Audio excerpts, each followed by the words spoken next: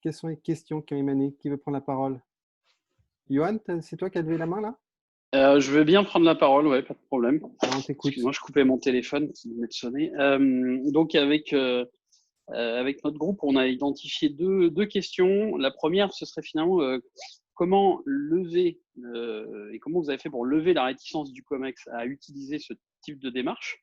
Et ce qui va avec cette question, c'est finalement en quoi cela permet de préparer ce qu'on appelait le deuxième cercle, donc plutôt les décideurs et les financiers, à se dire qu'on ne va pas utiliser une méthode traditionnelle, mais à une méthode un petit peu aujourd'hui différente de ce qu'on trouve habituellement dans les projets informatiques. Ça, c'est la première question. Ouais. Et la deuxième question, elle est plutôt orientée sur quels sont les premiers résultats tangibles qu'on peut montrer pour engager la confiance, puisque, comme on disait tout à l'heure, ce type de projet, en tout cas de démarche, montre des résultats plutôt à long terme, mais qu'est-ce qu'on peut démontrer rapidement pour engager la confiance de tous? Okay, merci Johan. Merci. Alors, on passe à un autre sous-groupe. Quelles étaient les questions dans les autres sous-groupes? S'il y avait des questions, hein, s'il n'y a pas de questions, on n'est pas obligé de les prendre. Alors, oui, Anne-Claude. Alors, moi, j'étais avec Claire. Claire, ça te va si tu complèteras. En fait, nous, on se demandait quelles avaient été les grandes étapes. On a compris qu'il y avait un départ en novembre 2019. Là, on est à 6 mois après. Donc, qu'est-ce qui s'est passé? Quelles étaient les grandes étapes de la démarche? Et combien de personnes étaient impliquées? On a entendu un groupe de 10 collaborateurs, mais ce n'était pas complètement clair pour nous combien de personnes étaient impliquées. Claire,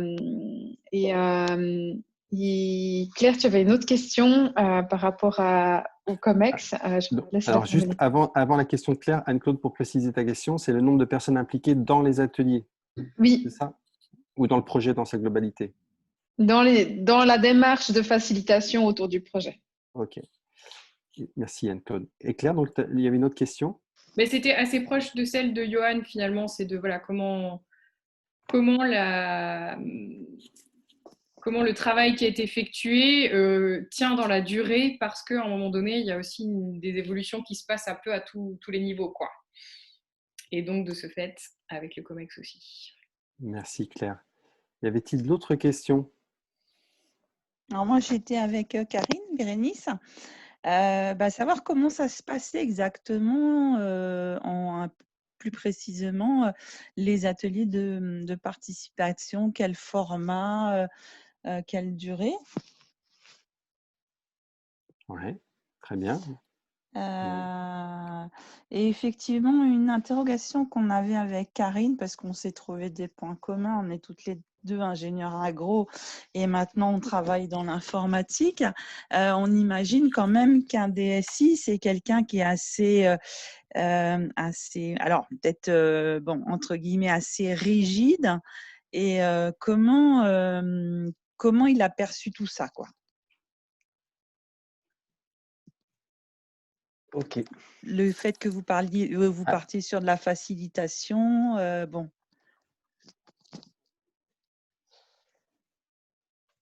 Est-ce qu'il y a d'autres questions? Moi, je rajouterais peut-être Bérénice et Karine, si je ne me trompe pas, on avait aussi parlé des écueils. Quels sont les écueils à éviter dans ce genre d'accompagnement? Il y avait Céline qui avait encore une autre question. Oui, moi j'étais avec Valentine et on se posait la question, et Valentine, tu compléteras si jamais je ne suis pas exhaustive. Comment cette garde rapprochée de 10 collaborateurs a été constituée dans sa diversité? Est-ce que c'était parce que 10 sur 5000, ça me paraît un échantillon très, très, très réduit.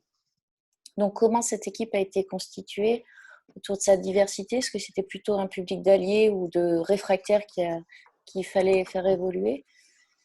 Et puis, comment il reflétait finalement l'ensemble de la population qui était impactée par ce changement de RP? On s'est beaucoup questionné aussi autour de la gouvernance et l'impact de ce non-alignement de la gouvernance sur l'ensemble du projet. Voilà, Valentine, je te laisse continuer s'il y a d'autres points. C'est tout à fait ça. Super. Ça fait déjà beaucoup de choses. Est-ce qu'il y avait une autre question qui n'a pas été exprimée, qui est importante d'être ajoutée? Moi, personnellement, j'avais une autre question peut-être, excuse-moi Jean-Philippe. Ouais. Dans les projets de RP, et je crois qu'il avait été évoqué SAP, on a une contrainte qui est la solution qui existe déjà. Et faire en sorte que les équipes convergent, c'est bien, mais il faut qu'elles convergent sur quelque chose de réaliste par rapport à la solution. Je me suis demandé comment ça avait été fait. Alors, Emmanuel, ça fait beaucoup de questions Ouais. et tu n'as que 15 minutes. Alors, je vais peut-être vous donner des éléments de l'histoire et je pense que ça devrait couvrir l'ensemble des questions. Des idées assez claires. Peut-être effectivement, c'est qu'avant de parler du démarrage du mois de novembre, il y a quand même eu toute une phase de pré-cadrage et de structuration. Ce n'est pas parce que vous mettez de la facilitation qu'évidemment, vous ne prenez pas les bonnes pratiques de tout type de ce projet-là. Et je vous ai parlé des 10 personnes qui sont les BPO d'un point de vue métier. Et j'aurais dû aussi vous parler en fait des 30 personnes qui sont en fait les 10 personnes métiers avaient un trinôme magique, c'est-à-dire pour chaque personne métier, il y avait quelqu'un du centre de compétences et l'intégrateur. Et donc, ils travaillent à 3 en fait. Par contre, c'était vraiment dans l'aspect métier, dans l'aspect conception, le BPO qui, en interface avec les key users, était vraiment en charge de cette animation.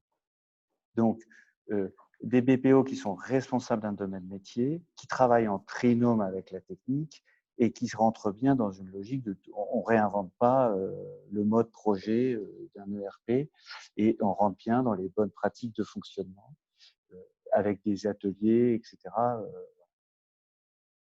Donc, le cadre, évidemment, donc en fait, c'est sur le plateau une trentaine de personnes et en termes de key user, quand on a fait le kick-off, on était une centaine. C'est-à-dire qu'on interfère à 2, 3, 4 key users derrière. Et puis après, en termes de déploiement, ça dépendait des sujets. L'entreprise ayant 9000 collaborateurs, en fonction des sujets, des endroits où on va se déployer, on touchera plus ou moins de collaborateurs. Mais on peut dire qu'à une échéance ultime, l'ensemble de l'organisation serait concerné. Et donc, c'est vraiment cette idée de on part par petits réseaux qu'on va faire grandir. Vous m'avez demandé, tout compte fait, comment on a fait accepter la facilitation. Alors d'abord, moi, je ne demande pas, j'ai appris une chose, c'est qu'il ne faut pas demander ces questions-là, il faut le faire. Par contre, les informaticiens, ils ont l'habitude d'être un peu en mode agile. Donc moi, je leur dis, écoutez, j'ai une idée là, je vous propose qu'on fasse un essai pendant 15 jours, puis on regarde. Ça marche, c'est super, ça ne marche pas, on arrête, on a perdu 15 jours. De toute façon, ça me coûte moins cher que n'importe quel cabinet de consultants. Voilà. Et donc, à partir de là, on a fait ça. On a fait 15 jours. Et puis, j'ai fait une petite évaluation au bout de 15 jours en disant on arrive au terme de notre essai avec les facilitateurs. Est-ce que vous avez envie de continuer ou pas? Et unanimement, tout le monde a dit on veut continuer. Donc, on a prolongé parce que le DSI il est aussi pragmatique que les autres. Il dit de toute façon, moi, pour mettre ça dans les tuyaux, il faut quand même que l'expression du métier soit solide, qu'elle soit cohérente. Voilà. Si le métier n'est pas aligné sur sa spec, le DSI sait très bien que c'est le début des emmerdes et qu'il va y avoir des emmerdes tout le temps parce qu'il n'y aura jamais le recettage et la réception du produit puisque personne n'est aligné sur le départ. Donc, quelle que soit la rigidité, les gens comprennent qu'à un moment donné, il est nécessaire de s'aligner. Après, nous, on était dans un phénomène particulièrement complexe et c'est pour ça qu'on a usé et abusé, entre guillemets, de la facilitation parce qu'on en avait besoin. Je vous ai dit aussi, c'est que cette facilitation pour nos BPO qui n'étaient pas expérimentés, pas chevronnés, je veux dire, les ateliers, ils ont eu tous des formats différents, tous des durées différentes en fonction des thématiques. Et justement, le facilitateur, il va aider à calibrer ça. Et quand vous partez en atelier, que vous ne savez pas bien, etc., vous pouvez brûler du temps sans vous en rendre compte. Ce que vous êtes sûr avec le facilitateur, c'est qu'il n'y a pas une minute gratuite. Moi, des fois, ça me fatigue. J'ai un Philippe, j'ai fait la formation facilitateur. Je dis, mais il n'y a rien de gratuit chez toi. Non, il n'y a rien de gratuit. Dès le moment où on considère que vous mobilisez des collaborateurs, c'est-à-dire que vous mettez en présence leur matière grise, c'est-à-dire que vous devenez responsable de tout ce qu'elle peut produire. Et que ce soit autour du café, du fromage ou du fruit, il n'y a pas de temps gratuit. Parce que la personne qui est là, c'est un investissement de l'entreprise et on se doit de s'assurer qu'on maximise la qualité du temps en présence. Et donc, on est mobilisé par ça. Alors après, la durée elle dépend de la complexité. Le rôle du facilitateur se cale aussi avec le BPO. Il y a des séquences où le facilitateur va prendre le lead, il y a des séquences où il laisse le BPO pour le laisser monter en puissance. Enfin, ce que je veux dire, c'est que dans la phase de préparation, les rôles et missions de chacun, les facilitateurs ont des fois aidé à préparer des ateliers sans du tout les animer ou sans même être présents. Parce que cette phase de préparation est des fois bien plus importante. Et je peux peut-être préciser ce point-là, Emmanuel, c'est que pour faire le lien avec tout ce que tu viens de dire, c'est qu'au fond, à chaque fois qu'on met un groupe à travailler ensemble, c'est comme si on faisait une promesse à ce groupe, c'est que ce qu'ils allaient produire allait être utile à quelque chose. Donc, dans la phase de préparation, il faut s'assurer que l'angle d'attaque de la réflexion soit pertinent et que quel que soit le livrable, c'est-à-dire ce qui va être produit par le groupe, ça puisse avoir une valeur pour la suite. Donc, cet angle d'attaque, il faut le challenger. Ça ne peut pas être que la vision du BPO. Il va falloir regarder de plusieurs angles pour s'assurer que ce qui va être fait avec le groupe soit vraiment pertinent pour toutes les parties prenantes. Et après, comment ça s'inocule dans l'organisation? C'est super simple. Les gens qui ont participé à un atelier rentrent chez eux. Vous avez déjà fait l'expérience d'un atelier bien monté, intéressant, et d'un atelier mal monté. Un atelier mal monté, vous dites j'ai perdu mon temps, je ne reviens pas. Un atelier bien monté, vous dites j'y retourne parce que j'ai contribué positivement. Et donc c'est QFD, c'est-à-dire que personne m'a dit pourquoi il y a des facilitateurs. Personne. Parce que, et je l'avais dit à personne que je mettais des facilitateurs. J'ai mis des facilitateurs, les BPO m'ont dit on en a besoin. C'est tout, ça faisait pas. Et j'ai eu besoin de justifier à personne. Parce qu'en fait, quand les choses prennent leur sens, tout compte fait, elles sont évidentes. Voilà. Et donc ça, c'était très, très important. Qu'est-ce que je peux prendre comme autre question? Les grandes étapes, c'est effectivement qu'on a eu un cadrage entre mai et octobre. En octobre, la phase de validation. Au mois de novembre, le grand démarrage, le grand kick-off. Alors après, les grandes étapes et où on en est et comment les premiers livrables. Alors, les premières preuves, c'est que les gens qui sortent des ateliers sont contents. Ils sont contents et ont envie de contribuer, se sentent écoutés. Et ça, chez nous, c'est très important parce que quelqu'un qui rentre, qui dit de toute façon, je n'y retourne pas parce qu'ils en font qu'à leur sauce, ils ne nous comprennent pas, ils ne nous écoutent pas, votre projet, il est mort. Et donc là, ce que je peux vous dire, la première preuve, c'est que malgré les restrictions budgétaires, malgré le changement de direction, malgré le Covid, personne ne dit qu'il faut arrêter le projet, alors qu'il y a 10 000 raisons de l'arrêter. Donc, en ça, c'est que tout le monde dit ça a du sens, on sait qu'il faut le faire. Et ça, c'est la première preuve. Après, c'est aussi de se dire qu'on a réussi à générer, là, je disais tout à l'heure, avec une facilitatrice qui nous a accompagnés, on a écrit, c'est la première fois que Sodial, depuis son existence, un manuel de gestion. C'est-à-dire qu'on a écrit les règles où on va compter tous ensemble. Eh bien, OK, tout le monde me dit c'est que 50 pages, mais on a mis 6 mois. Ouais, mais n'empêche qu'on y est. Et si c'était si facile, ça aurait été fait, mais ce n'était pas du tout facile. Parce que donner les règles de compter, c'est on va changer un peu le périmètre de l'un, de l'autre, son chiffre d'affaires, sa marge. Donc, tout ça, c'est des sujets ultra sensibles. Et on a été au bout. Et tant que vous n'avez pas ça, le reste, c'est de la philosophie. Et donc, il en faut des pierres angulaires comme ça. Et c'est ça l'épreuve. C'est que je pense que si on…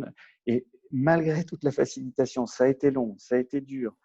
Franchement, j'ai les personnes qui portaient ça, je me suis dit plusieurs fois, elles vont tomber, elles ont tenu. Mais là, je pense que sans facilitation, c'était no way, c'était même pas possible. Merci Emmanuel. Est-ce que tu as encore une autre question à laquelle tu…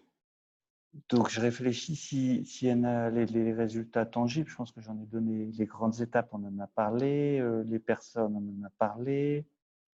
Comment le travail effectué tient dans la durée. Ça, c'est très important. Effectivement, idéalement, alors moi, j'ai suivi la formation de 3 jours de format part. C'était important. Mon rêve, c'était effectivement de pouvoir envoyer tout le monde. Alors, pour l'instant, ce n'est pas encore possible.